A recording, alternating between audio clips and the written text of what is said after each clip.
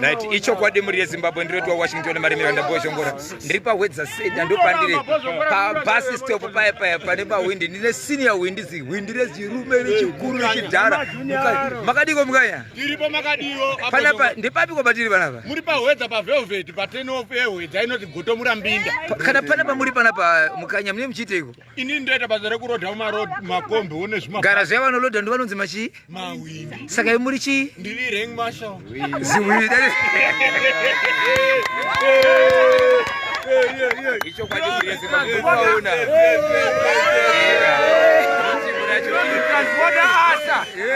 Transporter Asha.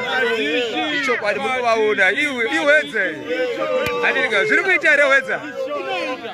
Nanga ndambofambira chiya chemwana wokurohwa cheche kana. Ndofunga mazvinzwa ndichitaura parunhare amai vachiti aiwa tabuda mukoti takuenda kuHarare kunana mumwe madhokta anoona kuti vanhu mwana angafambisa seka. Saka takuenda kunosangana ipapo tigonzwa zvakaitika chaizvo pamwene wezviro handiri ka. Ndosaka mandiri ndapindira pano pawedza ndochandiri kutsvaka ishe. Chikaitika futi mangwana kwenyuka ndedzinhoro dziri kungodarika mudhorobha idzi. Dziri kudziziva handiri ka. Nhoro ndeani?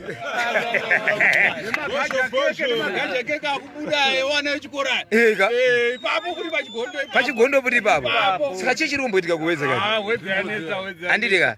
Saka panapa vari kutenga ere madzimai tiri kuona mwari kutengesa zviri kufaya ere mama? Lolo muri mulewanika. Bati zvakabhadhara riri.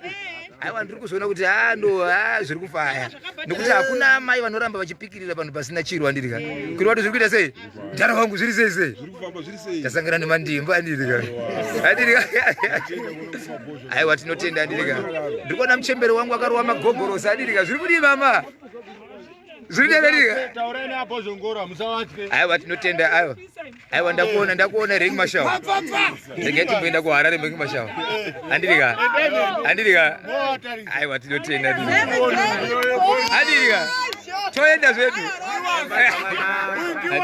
Uyu ndi wasu. Baje obza ndrozorwa makarwa inpo.